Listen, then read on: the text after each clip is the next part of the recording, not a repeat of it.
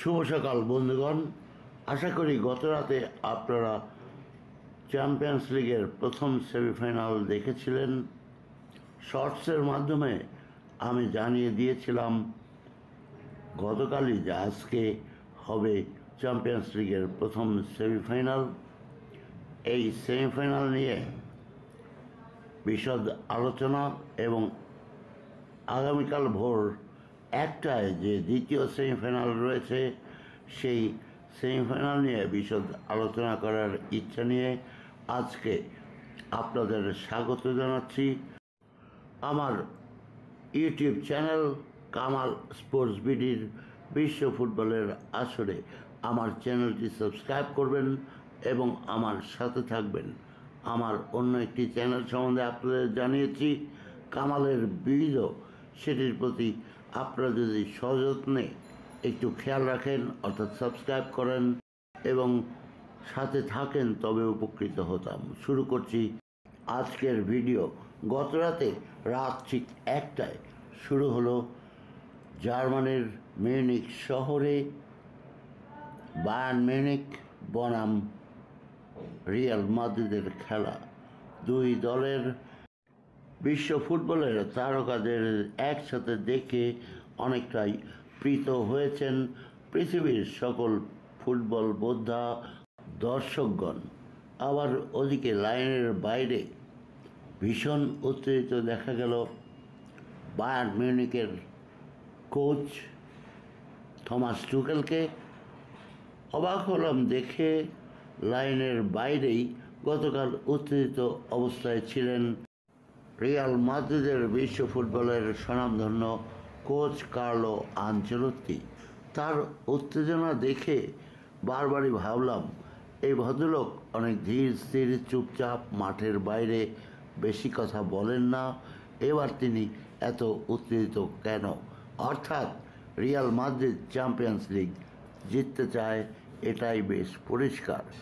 UEFA champions লিগের এই প্রথম সেমিফাইনালের হোম অ্যান্ড অ্যাওয়ে ম্যাচে শেষ পর্যন্ত এগ্রিগেট দাঁড়ালো 2-2, অর্থাৎ 2 গোল দিয়েছে বায়ার্ন মিউনিখ এবং 2 গোল দিয়েছে রিয়াল মাদ্রিদ। অবশ্য গোলের শুরুটা করেছিল রিয়াল মাদ্রিদের ভিনিসিয়াস জুনিয়র।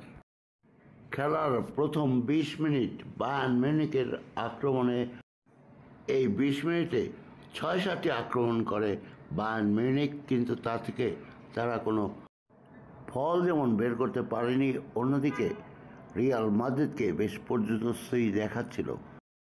এখানেই একটি কথা বলে নেই, বায়ার্ন মিউনিখের জার্মান তরুণ তুর্কি জামাল মুসিয়ালা দর্শকদের খুবই দৃষ্টি আকর্ষণের সমর্থন হয়েছে।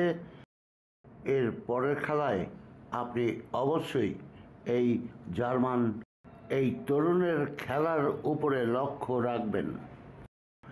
এর পরে 20 মিনিটের পরেই যেন ঘুরে দাঁড়ায় রিয়াল মাদ্রিদ এবং 24 মিনিটের মাথায় টনি ক্রুজের পাস থেকে গোল দিয়ে বসেন ভিনিসিয়াস জুনিয়র। প্রথমার্ধটা এভাবেই চলেছিল। দ্বিতীয়ার্ধে শুরুর কিছুক্ষণ পরে 53 মিনিটে Bayern মিউনিখের German professional footballer Leroy সানে দর্শনীয় এক গোল করে বায়ার্ন মিউনিখকে সমতায় ফেরান। ফলে খেলা 1-1 গোলে ড্রতে পর্যবেসিত হয়।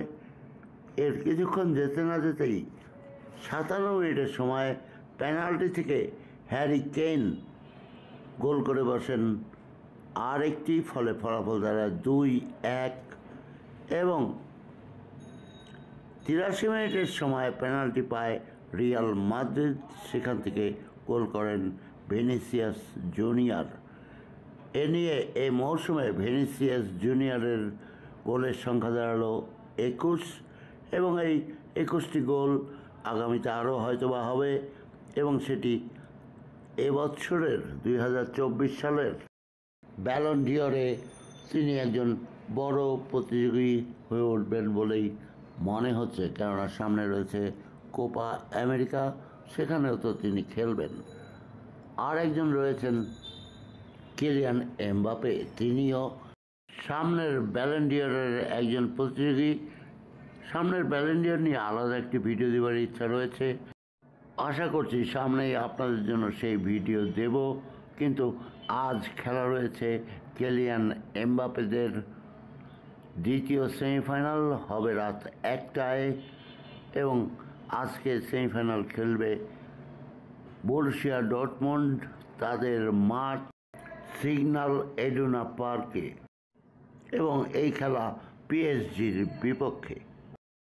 মাই ডিয়ার ফ্রেন্ডস, নিশ্চয়ই মনে আছে এই যে সেমিফাইনালের final 4 team FC Bayern Munich, Borussia Dortmund, Paris Saint Germain এবং রিয়াল মাদ্রিদ, এই 4টা টিমের গতকাল থেকে শুরু হয়েছে প্রথম লেগের খেলা।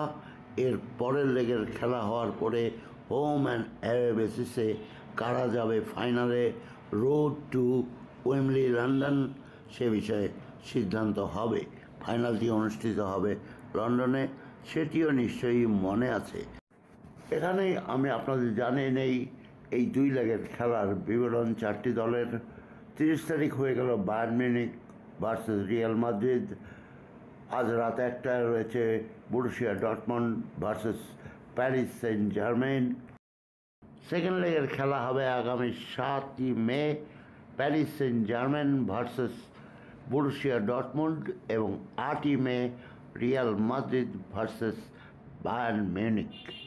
বলছিলাম রিয়াল মাদ্রিদের কোচ হয়তো পুনরায় এই ইউএফা চ্যাম্পিয়ন্স লিগের ট্রফিটি জিততে চান, একইভাবে জিততে চান কিলিয়ান এমবাপে।